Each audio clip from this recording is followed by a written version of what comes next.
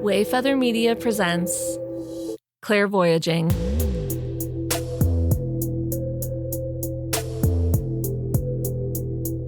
What's going on, everybody? Frank has an owie on his thumb and he just tried to snap. I was trying to snap to our theme song and I forgot and it hurt. Our son tried to cut off the top of Frank's thumb. And you know what? You know how good of a dad I am? He doesn't even know that he did that. I said, okay, yeah, I'm going to walk away and bleed over here. And he keeps seeing it going, boo-boo. Mm-hmm. Oh, bless his heart. Mm-hmm. Hey, guys. What's up? We've got a great one today. But first, just a little housekeeping. I've never said that before. I'll never say it again. I swear you said it last time. Housekeeping? I don't know. I don't think I did because it sounds not right coming out of my mouth. We're on YouTube now. And for those of you who don't know, for those of you who are wondering where your Google Podcast stream went, Google Podcast doesn't exist anymore. And it went under the almighty YouTube umbrella. And we are now there as well. Oh, yeah. Just another platform where you can find our episodes. And love every one of them. Also, speaking of, if you like this podcast and you want to show your support, tell a friend. Follow us on social media, share your favorite episode with someone who would like it, and or write a review. All of these things help us grow, and it's been a blast, and we want to grow it more. So Lauren's such a shill. She wrote that whole thing. She wrote that whole thing for you, listener. Guys, that's what I do. No, we are an independent show, so we appreciate the help. Thank you. Yeah. Also, you can support us through buymeacoffee.com/clairvoyaging. Are you a lobbyist? Yes, I'm going to Congress next. I'm going to start talking about intuition. They're going to love that. I'm going to have them buy mugs from our website. So that's my housekeeping. You said you weren't going to say it again. I know. I was closing the loop. Okay, let's consider it closed. Yeah. It's a closed circuit. Walk away. Guess what else? Listener, we finally did it. We talked to a doctor. For today's episode, we talked to Dr. Jeffrey Tarrant, founder and director of the NeuroMeditation Institute and Psychic Mind Science. He's a licensed psychologist and he's board certified in neurofeedback, which is basically like studying your brain's activity while you're meditating or doing other things. But I'll let Dr. Tarrant explain it because he knows it much better than I do. And he has studied the brains of psychics and mediums like Laura Lynne Jackson. I'm a big fan. Laura Lynne. And Janet Meyer, who has channeling abilities. This entire conversation was super fascinating. And it was like where science meets the psychic realm. This guy's on the cutting edge of what's coming up. And you get to hear me pretend to keep up with someone much smarter than I am. Frank could have kept asking questions for the rest of the day. In addition to being incredibly smart, he is incredibly nice. So here we go, Dr. Jeff Tarrant. Enjoy. Dr. Jeff Tarrant, thank you so much for joining us today. Hey, it's I appreciate the offer and looking forward to it. We usually have people get started just telling us like what their credentials are and how you got started in this. Right. The easy questions, right? Yeah. The ones that make you stutter and feel stupid for not getting them right. Right. My background is actually initially in counseling psychology as a counseling psychologist, but very early in my career got involved with neurofeedback. And so measuring brainwave activity, looking at that to see, are there certain patterns that show up that might be related to different kinds of mental health concerns? And then using that to figure out how to help the nervous system become more flexible and adaptive, right? So that's been kind of my clinical work all along. But I've always had an interest in meditation and consciousness and things of that nature, healing. And so, it was kind of a natural transition to start. It's like, hey, I've got all this equipment, right? Like, why don't I measure people's brains when they're doing other stuff? Yeah. Not just for mental health, but for expanded states of consciousness, if we want to think of it like that. And then, really about 11 years ago, was introduced to a woman that, has a pretty remarkable ability. She channels South American tribal languages. Whoa. we might need to return to that conversation. But, yeah.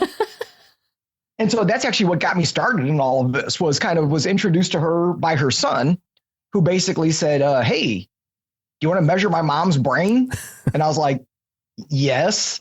And so, I blame her. It's her fault that I got into this. So you asked how I got into this. It's Janet Mayer's fault. I'm pointing to her right now. Janet Mayer, it's you. It's your fault. Because once I started kind of looking at her and working with her, then she started introducing me to all kinds of other mediums and psychics. And, you just start kind of going down that rabbit hole and meeting more and more people and just expanding that work. And so it's just been one stop after another for the last 11 years. Yeah. Oh my gosh. Wow. So, okay. My big question for you is, do you make it a strong distinction between like your clinical work, stuff that, is more common and acceptable to the larger science world versus some of this other stuff that I guess would be considered like, I don't know, theoretical or exploratory? How does this work for you? Or woo-woo? Yeah, sure. Well, it's interesting because, for the first, I don't know how many ever years that I was doing this work, it wasn't really public knowledge. I was doing it really for myself. I was writing a lot of notes, and I was, working on theoretical chapters for a book and collecting all this data, but I really wasn't doing anything external with it. It was all just kind of mine, because out of curiosity. But then over the last 2 or 3 years, as this work has picked back up again, and I started being more vocal about it and sharing it with people, kind of what I was doing, then it was interesting because I wasn't expecting it, because for me, it was just like part of what I do. And I wasn't making any distinction. It was like, I study the brain, I study consciousness, I study these interesting states of awareness, and it's just a natural progression for me. But of course, that's not the way that a lot of people responded. Right. I shouldn't say a lot. A handful of people kind of pushed back and either directly in a friendly way commented to me and said, is this really the direction you want to go? Because I'm not sure this is a great idea.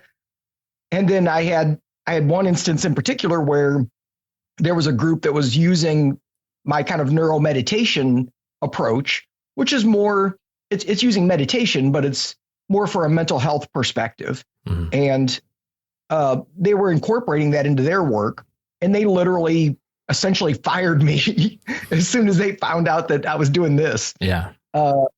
And so now I've tried to sort of separate the worlds just a little bit. Mm-hmm. And I have mixed feelings about that, because I feel like this deserves the same amount of attention and credibility as everything else, and it shouldn't be separated. And at the same time, I don't want to push people away that aren't necessarily open to this, but could benefit from some of the other pieces of work that I do. Yeah. And so now I've got these two things. I've got the NeuroMeditation Institute, and I've got Psychic Mind Science, right? I've got these two branches now. Yeah. For that work. Was there was there a period where you didn't believe in psychics? Like, was that like, nah, I don't believe that? Yes. And actually, it's a little bit weird. Maybe not. Maybe it's not weird. But when I was young, I believed in all kinds of crazy stuff. And that was all of my interests, and of course, when I was young, I don't know how old you guys are, but we're very young. So young. Yeah. That's what I thought, right? 22. We're both 22. That was going to be my guess. I was going to guess 22, 23, something like exactly. that. Yes. Thank you. But when I was a kid, the movies, Star Wars and Poltergeist and Close Encounters of the Third Kind. And, that was all the stuff that was just coming out, E.T. And so a lot of my interests were totally absorbed in that kind of paranormal, whether it was ghosts or UFOs and aliens or Bigfoot. All of that was fascinating to me, and I loved it all. And then really things changed. I was pretty open for a long time, really until I blame graduate school. And I feel like I'm blaming a lot of people. I'm blaming Janet for getting me into this. I'm blaming graduate school for becoming a skeptic. But really, I mean, there was something I think about my training as a psychologist that really made me much more skeptical about all of this and really thinking about the role that the mind plays in this and how the mind can trick us. And we can trick ourselves into believing certain things or perceiving certain things, for lots of different reasons. And I don't think and I think that's true. I think the mind can trick us. Yeah. And we can, the mind is complicated. Humans are tricky. The psyche is a mess. And so you've met me before.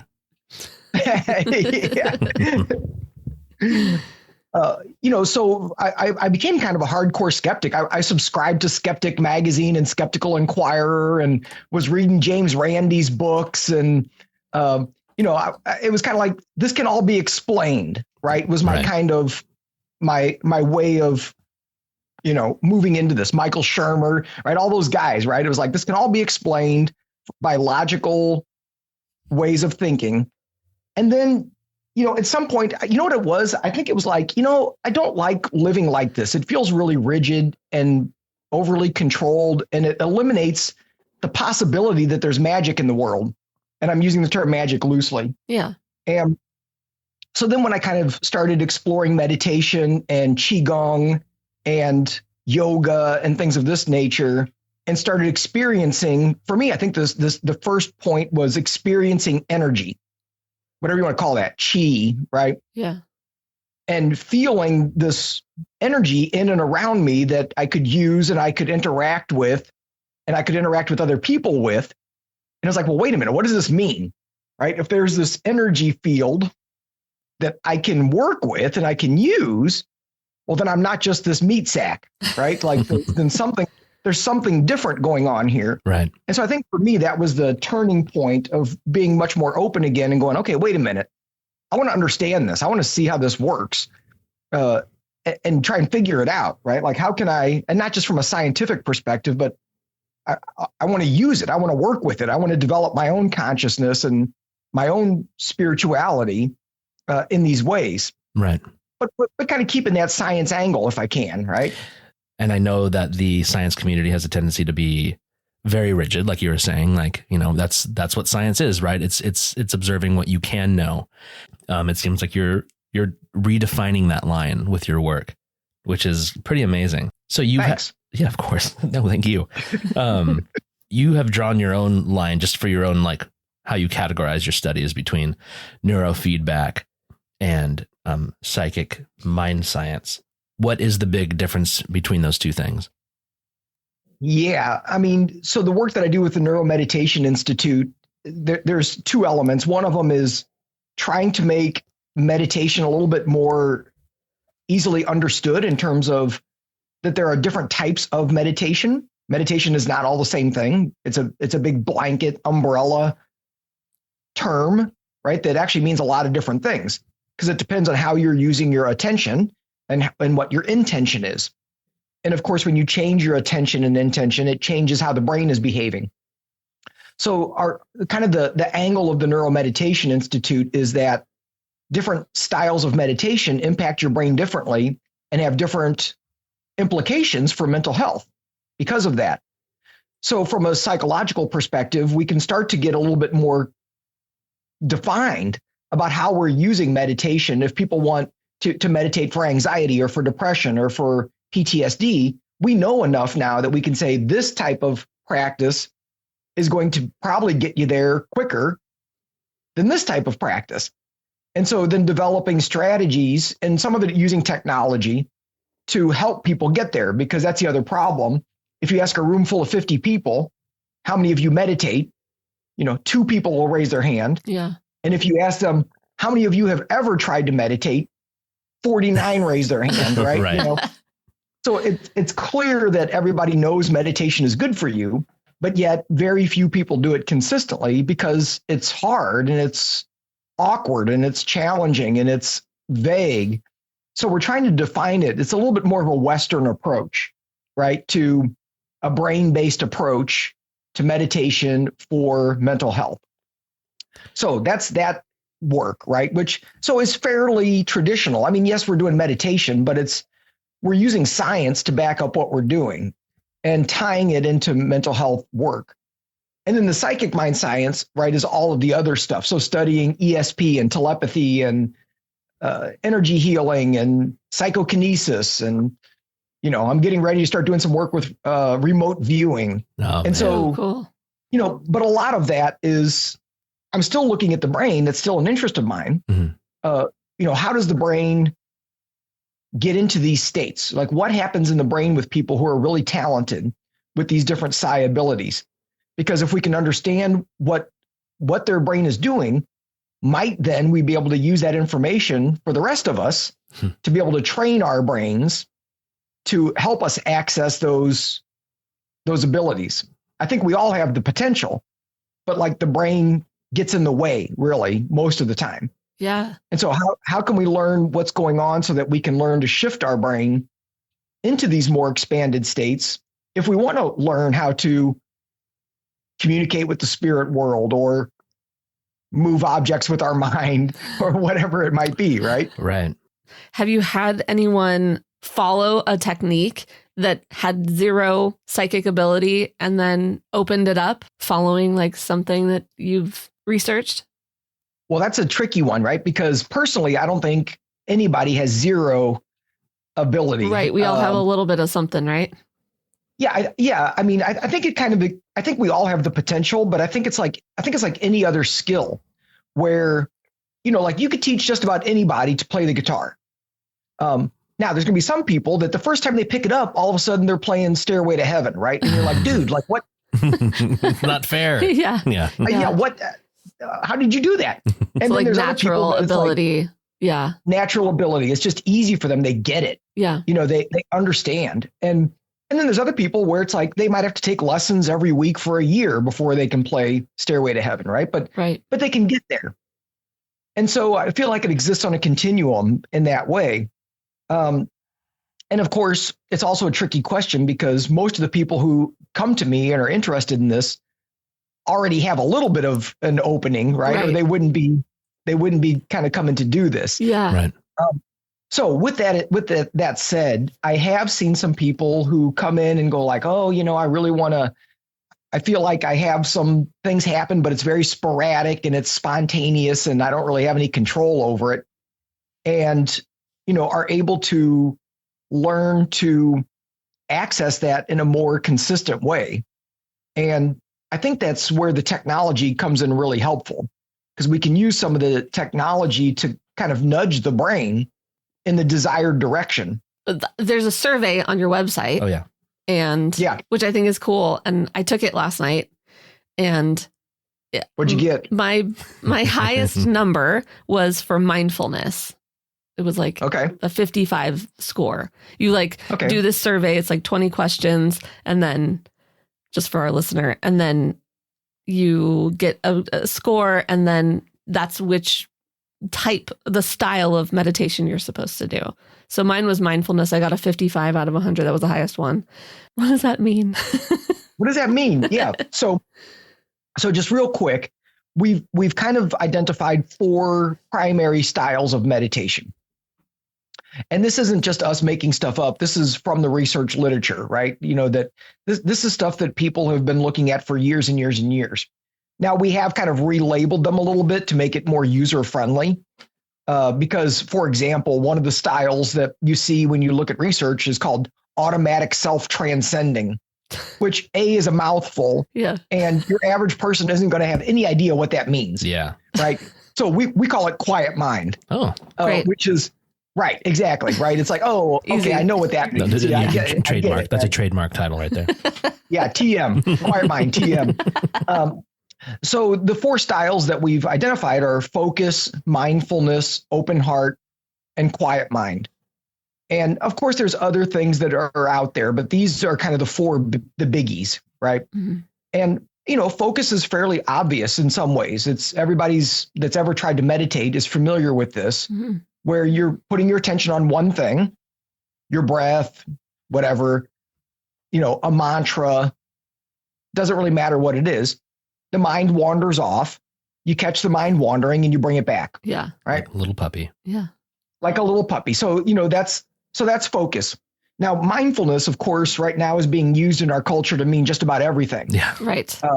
And so I've got mixed feelings about us using that term because it's confusing to some people, but, we're really using it in the context of the way that like John Kabat-Zinn uses the term, which is much more about having sort of an observer awareness where you're aware of what's happening in the present moment, your thoughts, your emotions, your mental state, your body, sensations, whatever, but you're not attached to that. You're not creating a narrative about it. You're simply present with whatever is happening, almost more in like a sensory experiential mode, as opposed to an analysis interpretation mode. And so there's lots of ways to engage with that. But that's different. That's different than like focus. And you can hear the difference when you describe it. It's like, well, those aren't exactly the same thing. They're a little bit different. Right. Yeah, because just like with my results, Frank will sometimes be more aware of my emotions before I am. And I think that's like maybe some kind of trauma response that I'm still trying to bring my awareness to my body and my emotions and things like that. So I think the result that I got was because of that. Sometimes like I react out of just like pure emotion or something like that, and just being more present. That was why I got that result. Yeah. It makes sense, right? You know, and the quiz was set up to be fairly obvious, right? Like if you look at the items and which style they're loaded to, it makes sense. Yeah. Right. Like, if there's a question that's like, I have a hard time staying focused. It's like, okay, pretty obvious what that's going to load to, right? Yeah. And so then there's open heart, which is a broad category, but includes all the meditations that are like around forgiveness or gratitude or loving kindness or compassion. So those are different from the other ones because you're activating an emotional state, a certain type of emotional state. The other ones, we don't even talk about emotions. You might observe them in mindfulness. You might observe, oh, I'm feeling a certain way, but you're trying not to connect to it. You're trying not to attach to it. You're just observing it. Oh, that's interesting. Whereas with open heart, no, you're actually engaging with that feeling and then doing something with it usually, right? Sending that feeling out to others or sending it to yourself or whatever you might be doing. And then quiet mind, again, pretty obvious. Sometimes I joke that we should call it quieter mind. Quiet mind is, maybe it sounds like too intense, right? Like people are like, I can't do that. I can't get my mind quiet. Yeah. And so, but that's really what it's about is like, can we learn to settle down all of that internal chatter that gets in the way? And sometimes we're not even aware of all the internal chatter until you start to sit down for a second. And then it's like, holy smokes, wow, there's a lot going on up there. And so, trying to, so that's more like the transcendental meditation kind of Zen approaches are kind of fit into a quiet mind style. So those are the four primary meditation styles, and they each are better for certain kinds of things. So focus is good for ADHD, obviously, right? Or for somebody who's got some cognitive challenges, right? So maybe cognitive decline in the elderly, or maybe the mild traumatic brain injury, or actually focus is good for a lot of things, to be honest. It's kind of the baseline for everything else. Mindfulness is really good for stress and anxiety. That's the main thing that mindfulness is good for. It's like number one. Okay. Yeah.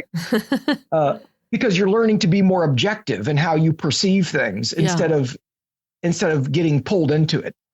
Right. Yes. Yeah. Open heart is good for all kinds of things as well. But, you think about depression or unresolved grief or resentment or right. So these things that we might in air quotes call negative emotions, negative feeling states that people get stuck in. Can we start to reverse that? Right. And because the brain is so malleable, you have to kind of teach it how to do that because the brain is oriented toward negativity. That's where it's going to go. if you just let the brain do its thing, it's going to go toward negativity 9 times out of 10. Yeah. Man, that's so tough. I know it is tough. It's a bummer, right? Yeah. It's a survival mechanism, because it makes more sense. It makes more sense to focus on threats and danger than it does to focus on what makes you feel good. Wow. And so, yeah. So the nervous system is, it's designed to help us. But of course, in our current day and age, it's often not that helpful because we just make stuff up. We make up stories about the threats out there that may or may not be real. Yeah. Yeah. And it doesn't matter. The nervous system doesn't care. It's going to act like it's real anyway. Yeah. And then each of these results, like each of these styles, you have kind of a suggested meditation. Yeah. Yeah. We try to put some resources that are just accessible to anybody, some guided meditations and things like that. And information on the YouTube channel that, we've got a bunch of videos on our YouTube channel that can explain some of the concepts. But then we do have, for each of the styles, we've got a 6-week online course. So that's kind of self-paced at this point. And so it kind of walks them through a progression of some of the science stuff for your left brain, right? The left brain wants to know, like, why? How does this work? Why am I doing this? Yeah. So we explain that. And then we, start walking people through different types of practices of a wide variety so that people can find an approach that fits for them. It's not a one-size-fits-all program. We recognize that everybody's a little bit different. And so, experimenting with a variety of strategies and tools and techniques so that people can find the one that works for them. That's really great. So that's so cool. Yeah. That's the ultimate goal. Yeah. I'm sure you hook up your clients to some really cool helmets and stuff like that. What helmets? Yeah. Oh, I don't call them helmets, but we do talk about headgear. Headgear. So, Okay. The sensors on the headgear that you're wearing, what are we measuring? Is it brain waves? What are we looking at? Yeah, there's a few different, kind of technology assisted approaches that we use. And so the basic one is, it's using neurofeedback. So we're monitoring brainwave activity. Mm-hmm. And we can connect that with meditation. So again, just to use focus as a simple one, because everybody understands, we can monitor a couple of different areas of the brain while somebody's doing a focus meditation and connect it to an audio track, like a spa music kind of a thing, or like a meditation music track. Mm-hmm. And so what happens is, as long as they're focused and holding their attention on something without getting sucked into mind wandering and whatever, then the volume of the music is like at a nice level. They can hear it really easily. It's nice and pleasant, kind of supports them. As soon as the mind wanders, the EEG signals change, right? Because now you're thinking about stuff related to yourself. And we know how to measure that. So as soon as that happens, then the volume of the music starts dropping. Whoa. So you're meditating and then all of a sudden it's like, oh, what happened to the music? And then it's like, it makes you aware of yourself, right? Like you look at yourself and go, okay, wait a minute, what just happened? Oh, I love this. I know someone who needs that kind of thing. I'm pointing to my wife. Oh, I love that. That's amazing. That's cool. What a cool, simple tool to make. I mean, I'm sure it's not simple, but that's a very effective strategy to get people to refocus. That's awesome. Yeah. And so, we've got approaches to use that very effectively with focus. It's really easy. Well, really easy. It's a very clean approach using EEG for focus, also for quiet mind. Both of those two, we can get really, really clean data, and it's very effective.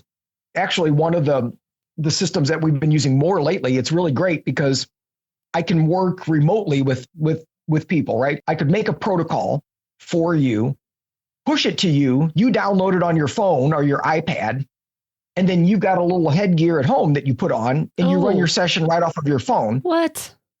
Yeah. And then I get the data immediately. So I can review your progress, see how it is, make adjustments, change your feedback, whatever, and push it back out to you. So it's this kind of like distance training that makes it much more accessible rather than having to come to the office every time you want to do something. Yeah, that's so cool.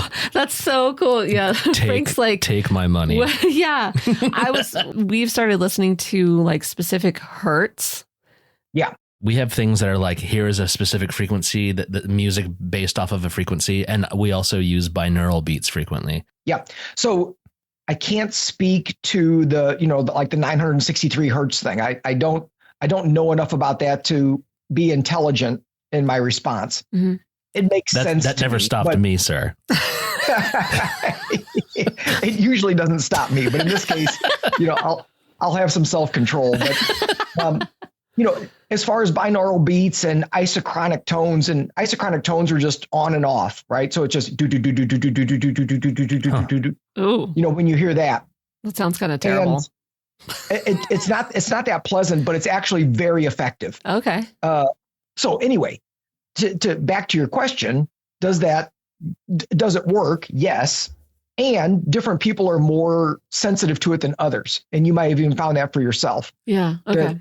As far as sound therapy, I would say yes, that you can use, and this is the way I like using some of the music, right, is picking music tracks that you're using for, if you're using it for neuromeditation or you're using it for something else, that has the right feeling tone for the state of consciousness that you want to get into.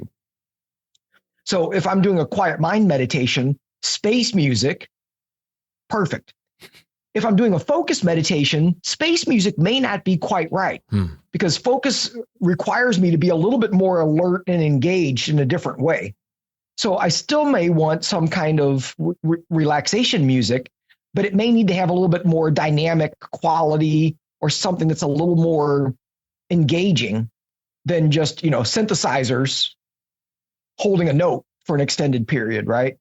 Okay. So interesting. Okay. Is isochronic tones, is that almost, it seems like it would be in the same ballpark as binaural tones, except for maybe a little more intense? Yeah, they're in the same ballpark. And in some cases, people will layer them on top of each other. Oh, wow. They'll be doing both. And it's going to be Frank tomorrow. Yeah. Yeah. Isochronic tones tend to be a little more entraining. So if you're trying to pull the brain to a specific frequency, isochronic tones seem to be better at that. But binaural tones seem to work really well to induce sort of a relaxation effect. And so that's why, like, if you combine them, that can be really nice for some people, right? Because you're getting kind of the best of both worlds. Let me pivot here now. Let's get into the psychic stuff, if that's okay. It seems like you're on the cutting edge of what is future science. And I want to know, in your opinion, what is going to be just accepted by neurologists everywhere, say in 10 to 20 years or something? Accepted in terms of this funny world of the funny world. Whatever. The funny world. Yeah. The world of high strangeness. Yeah. Yeah. That's a great question because, honestly, I don't know, because we've had good evidence for a lot of this stuff for a long time. Yeah. And the scientists, the mainstream scientists are still kind of they just won't look at it. They just won't consider it, even though there's mountains of research. There was a study that just came out 6 months ago, published in a good journal, the journal Cortex, which is, a high level journal, peer reviewed. They took a group of people and used repetitive transcranial magnetic stimulation, which, in a hospital setting, it's this big device where they can zap your brain and essentially shut off certain parts of your brain temporarily. But they zapped people's left prefrontal lobe and so shut that down for temporarily. And then had them do a micro psychokinesis test to see if they could influence the output of a random number generator. It's kicking out zeros and ones. And so they said, okay, we're going to zap your brain and now see if you can make there be more ones. And then they took another group of people and didn't zap their brain and had them do the same test.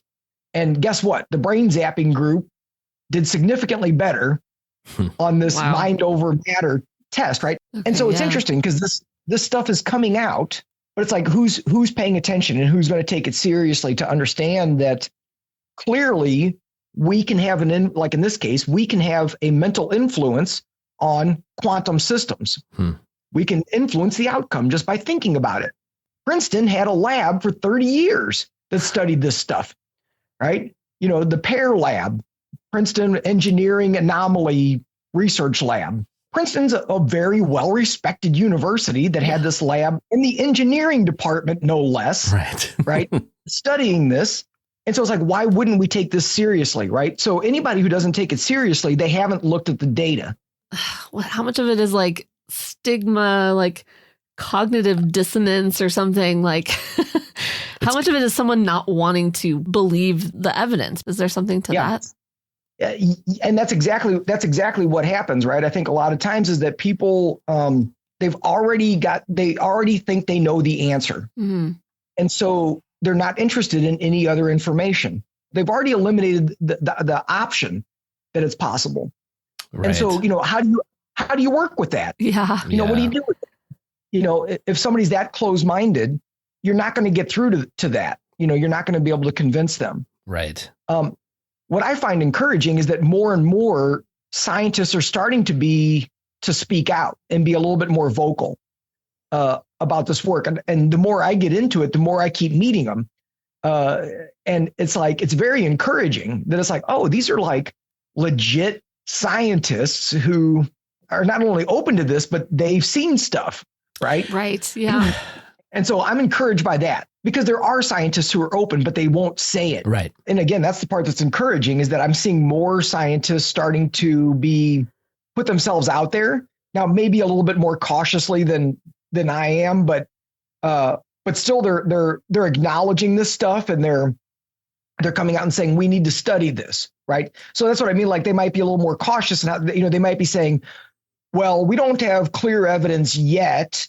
However, there is pretty convincing data suggesting that this is worth studying further. Right. So they use language, right. Very so they cautious. use language like that. Yeah. Very cautious. Yeah. And that's the way researchers write stuff, right? That's how we're trained. I mean, I'm beyond that. I've seen too many things. I'm convinced that there's all kinds of things that are going on that we have no clue about how it works, but that consciousness is way bigger than we think it is and way more complicated. And so why wouldn't we study it? I mean, in my mind, isn't that what science is for? Yeah, I thought so. I thought so too. It's like, well, if lots of people have this experience, that seems worth studying. Yeah. Exactly. If you've got millions of people who report something, it's like, should we look at this? Seems like maybe, right? Yeah. So let me ask you then, what are the big things that you have seen that have really changed your mind or carried like huge implications? I mentioned Janet Mayer at the very beginning, mm-hmm. And working with her, so, she was already sort of a psychic medium to begin with and had some of those abilities. But then she went and did a holotropic breathwork session, which is, a specialized kind of a breathing process where you're breathing kind of rapidly. And it's, it's in a therapeutic context and there's evocative music playing and it ends up being kind of a psychedelic type session, right? Anyway, she did this with her sister and midway through the session, sat up and just started speaking this language. And she had no idea what she was saying. She didn't know if it was a language. She didn't know what was going on. And it continued. Like after this holotropic breath work, she, it was just spontaneously, she'd be at the grocery store and all of a sudden this language would start coming out of her. Right. And she's like, what the hell's going on? And when you say coming out of her, do you mean that she was like talking on purpose or was spontaneously speaking? I think initially it was just kind of coming out of her mouth, right? Wow. Like she wasn't trying to make it happen. It just, it's happening. Oh my gosh. And then over time, she kind of got control over it. So she can kind of turn it on and turn it off, right? It took her 4 years of recording things and sending it to different researchers and universities, trying to get somebody to pay attention. Yeah. Can you imagine? Oh my God. Can you imagine the responses she probably got, right? No. And so she finally found a PhD anthropologist at the Smithsonian who was also had some shamanic background in South America. Oh my gosh. And he recognized the language and said, hey, let me look at this. And so started looking at it. And turns out she was speaking 4 different tribal dialects. What? South American tribal dialects. Yanomami, Fulnio, I'm not going to remember them all. And, so he got some of them translated. And then, of course, unfortunately, he died, this anthropologist. But it's like, so getting this verified, that it's like, no, you're actually saying something. And it was like teachings and prayers and healings and this. And it's like, where is this coming from? Right. Like, yeah. So like, so these were like dead languages? No, they're still there, but they're like tribal, like languages in South America that, you wouldn't know unless you lived there. Right. Is she channeling a person or like just who knows? Still don't know. That's for another episode. Yeah, I guess so. yeah, who knows, right? Wow. But so seeing that and seeing where there's some like evidence that this is a real language, and it's like, well, how do you explain that? Yeah. Right. Yeah. Like, how do you, like, it has to be channeling something, right? I don't know if it's an entity or if it's an actual person who's in the Amazon and is, who, I don't know. Yeah. I'm assuming skeptics had something to say about that. What was their argument? Did they have an argument? I mean, usually they say, it's probably glossolalia, right? Speaking in tongues. And, that you see in different Pentecostal traditions, sure. In particular. And so most of the people was like, oh yeah, it's glossolalia. And it's like, well, no, it's not glossolalia because it's not part of any religious spiritual tradition. And it's been translated to be an actual language, and not just one, but multiple dialects. And so, and this is somebody who, had a year of high school Spanish and that's it. Like no other foreign language, hasn't traveled extensively, and so it's like, there's no other explanation. Yeah, there's right? no way. No logical. Yeah, there's no way. Yeah. So then you had another big. Yeah. The other big one was, so I've been involved in this docu-series project. Hopefully it'll get going here pretty soon. Wow, that'd be awesome. Yeah, I'm excited about it. But the main focus was looking at these nonverbal autistic individuals who are basically 100% telepathic with their primary caregivers. Oh my gosh. So far I've been able to measure the brains of 3 of them.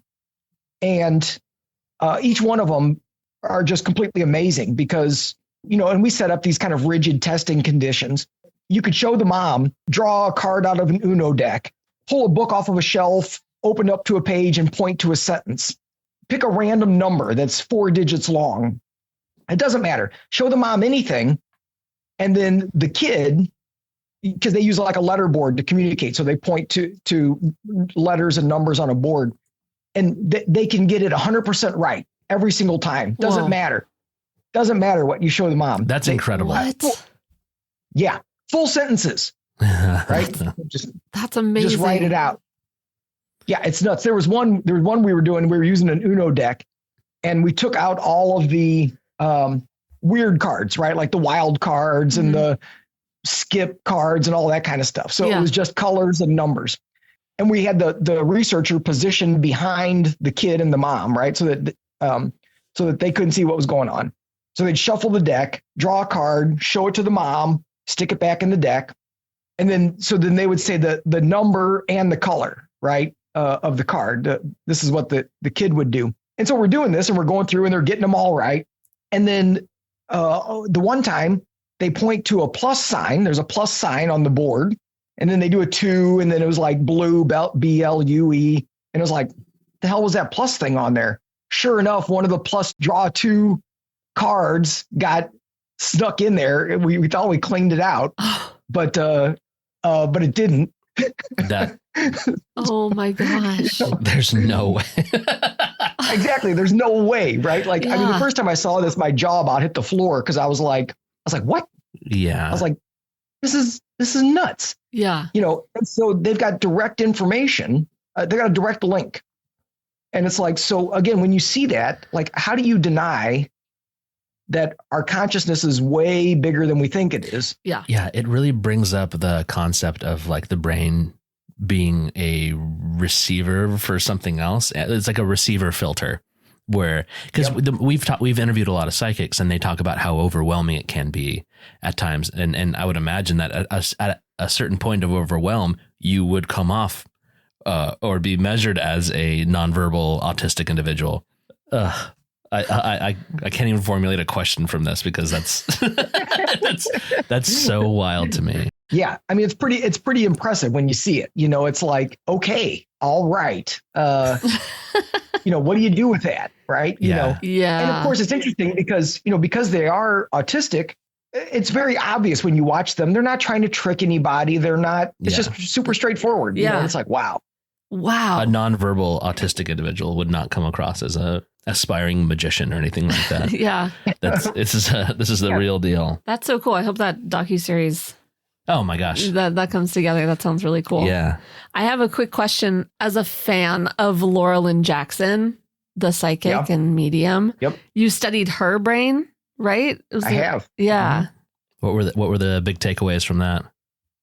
I've measured Laura's brain twice, I think, and we've become pretty good friends. That's awesome. Over the years. Yeah. We've actually been doing some workshops together over the last year and a half. And that's been a lot of fun. Her brain, there's a couple things that are interesting going on, but I think the one that's the most intriguing is really related to how she gets information. So when you talk to her, she describes very clearly that when she's doing a psychic reading, she sees the information in her left visual field. Oh, wow. Right. So she sees it over here. And when she's doing a mediumship reading, she sees it in her right visual field. I've never heard of that. That's crazy. No. Yeah.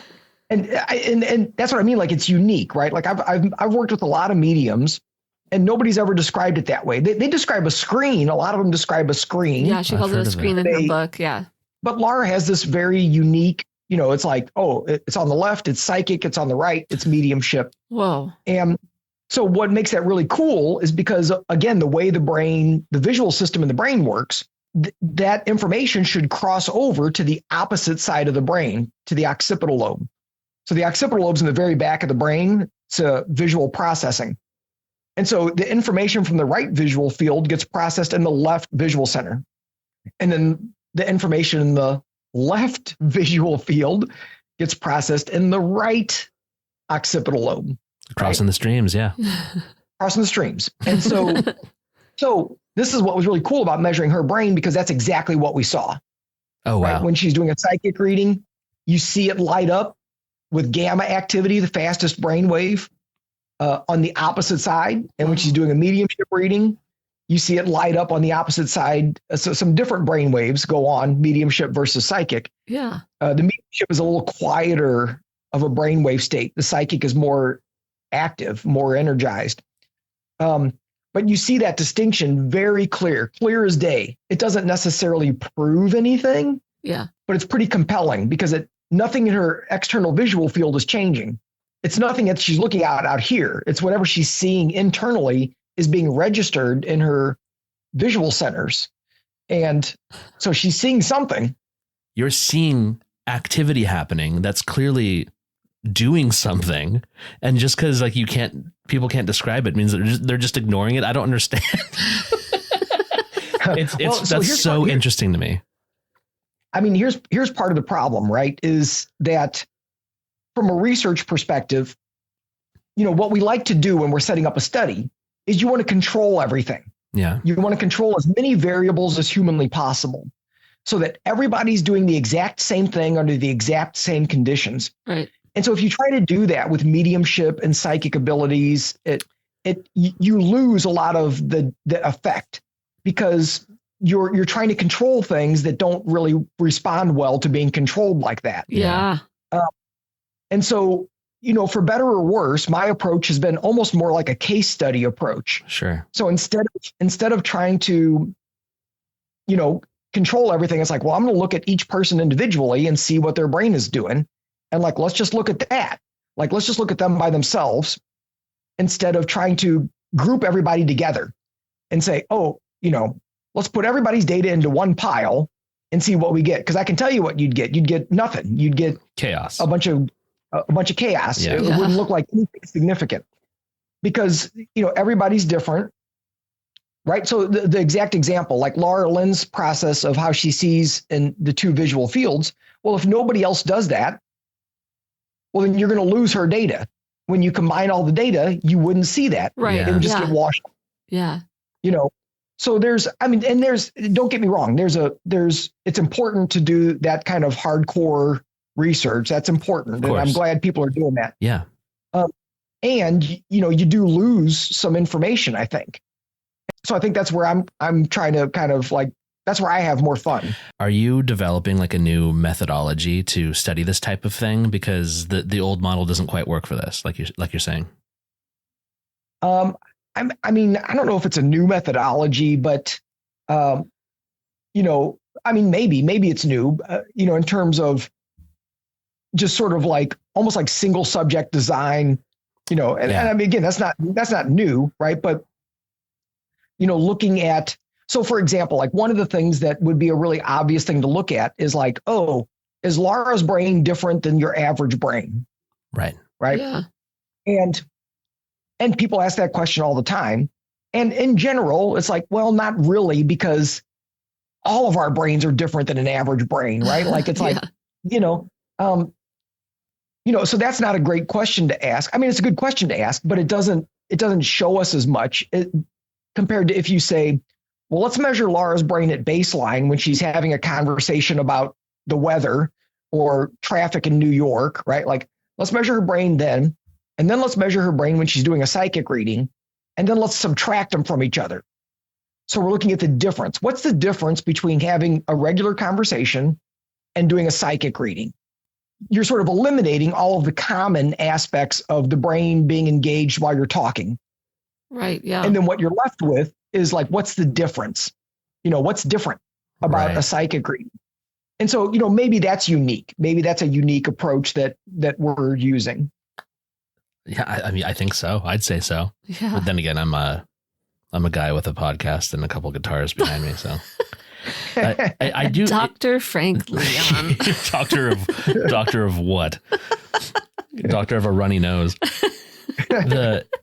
It also kind of makes me wonder, if you're like layperson or you're someone who wouldn't label themselves as a psychic, I wonder what daily activities would most closely resemble someone who is in a psychic state. I wonder if this is some kind of state that like we're not even recognizing that was tapping into a part of our brain, or it's not quite a question. Yeah, I mean, that'd be a whole podcast by itself. Yeah. So I mean, I think what I would say is that I think for the most part, the information that they are picking up for most of us is so subtle that it gets drowned out by everything else. And we don't even notice that it's there. It's there. We just don't see it because it's way more subtle than this physical world of sights and sounds and smells and all of the noise going on in our brains related to thoughts and emotions and drama and, being able to learn. And this is, back to the meditation. Like, can we learn to quiet down parts of the brain so that all of the normal noise that's in the way diminishes? And then you got to pay attention. Right. And you got to pay attention differently than the way you normally pay attention. And so some people I just think are naturally good at that. Yeah. And then the rest of us, we have to learn how to do that. Right. Like, well, how the heck do you quiet down your brain? By the way, which is one reason why those autistic individuals may be extra tapped in, is because they don't have the language capacity. They don't use language in the way that we use language. And when you use language, you're limiting information. As soon as you put a word on something, you've limited it. That's true. Oh, man. And you have this like internal dialogue constantly running. That's why it's always kind of amazing when like another language has a word for a feeling that we don't have. It's like, oh, you were redefining this. Words are nothing but labels, huh? Yeah. Yeah. Yeah. I mean, the example I use a lot, and I think it's a good one, a lot of different religious and spiritual traditions say very overtly, you can't talk about God, because if you talk about God, you've limited God. So because as soon as you say something, you've changed it, you've limited it. And so when you think about how we do that with language, every time we use language, we've created a structure and a story about what it is and how it behaves and how it relates to us. And so if you don't do that, just think how much that opens you up. Right now, you just have pure information. Yeah. Have you dabbled in like sensory deprivation at all? Yes. I mean, I've dabbled in just about everything. But I'm not a huge fan of float tanks myself. I know a lot of people love them because I feel like my system's still on alert a little bit because I feel uncomfortable floating. Yeah. And I can't really fully let go. But I've done things like a psychomantium. What is that? It was created by Raymond Moody, I don't know how many years ago. And basically, it's a big black box, right? Like a little room. Like think of a closet and completely covered in black. You put a black chair in there and a black footrest, and then you put a mirror up in the top corner. Oh, yeah. Tyler Henry did that. Oh, yeah. We saw that on that. Yeah. Oh, okay. Yeah. And so, and then you have just a tiny little light in there. And so you sit in there with your eyes open and you're thinking about your loved one that you want to connect with who's crossed over or whatever, and stare at that mirror. And so it's a sensory deprivation exercise, right? Because there's nothing in there to look at. And I've done that before and had, heard voices and saw things and, and so you can use those techniques. What I tend to use is I use the technology, right, as a way to almost flip the script. Yeah. So, because you can do it the other way. Instead of eliminating all sensory information, you can overload the circuits. And it does kind of the same thing. So you can provide so much stimulation that the brain just like shuts off and gives up. And it's like, I don't know what to do with this. So that's how I feel when I walk into any Target. Or Costco. Yeah. Complete sensory. Listen, I can give you a psychic reading, but we have to go to Costco. I need to pick up a few things. I just start shutting down, becoming sad. You're tapping into something. Yeah. One more quick question. This should only take like a minute or two to answer. Sure. Where does consciousness come from?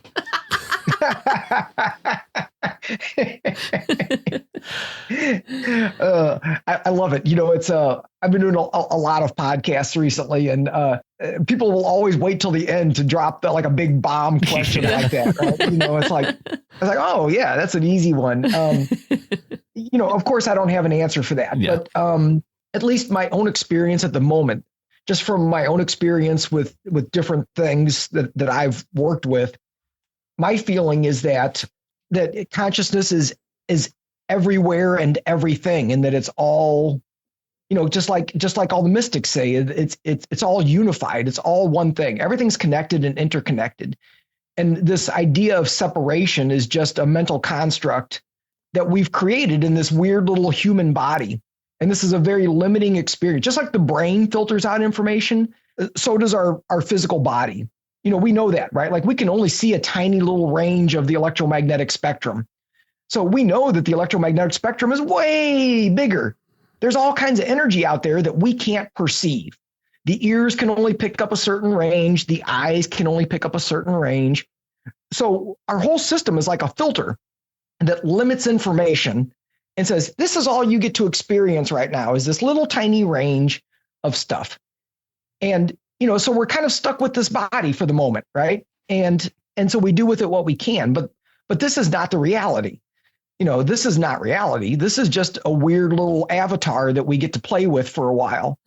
And, but everything else, consciousness is everything and it's everywhere because everything is energy ultimately. Right. Everything is energy, right? It's like, oh, this is all just a big dance. It's just a big dance of energy. And things manifest and they demanifest and they move and they shift. And it's just a big play. And we get to do this and we get to pretend like there's time, right? Time isn't real. Yeah.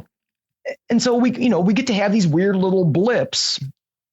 But that's not what it is, right? And so I don't know if I'm answering the question or not. No, but these are just my this. rambling thoughts, about kind of how this stuff works, right? And I think that's why we can tap into these other things. It's like if we can at least momentarily get out of the rigidness of our system, then, it's like, oh, well, there's a whole bunch of other stuff out there. Right. It's just hard to connect with when we're kind of like stuck in this physicality. Yeah. Yeah. Dr. Jeff Tarrant, I know you have some books out, and anything that you're currently working on that you're excited about, let us know about what's going on. Thanks. Yeah. Some shameless self-promotion. Please. Yes, please do it. Yeah. So my latest book, Becoming Psychic, Lessons from the Minds of Mediums, Healers, and Psychics, that came out last November. You can find that kind of wherever you buy books. You can get it at Target. Cool. You can check out our websites. So one of them is psychicmindscience.com. The other is NeuroMeditationInstitute.com. And, we have different classes and workshops and trainings and things. Yeah, that's probably the easiest way to find the info and different resources and ways to contact me. Great. And we'll link all of that. Yeah, we'll link it all. And description. I also think you're going to be hearing from us soon. I don't think we're done here.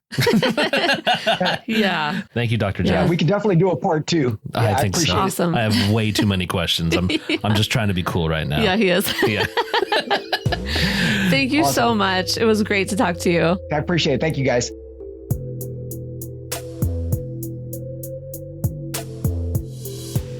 Thank you for listening. Visit www.clairvoyaging.com for show notes, merch, or just to say hi. If you'd like to support our journey, visit www.buymeacoffee.com/clairvoyaging. This has been a production of Wayfeather Media.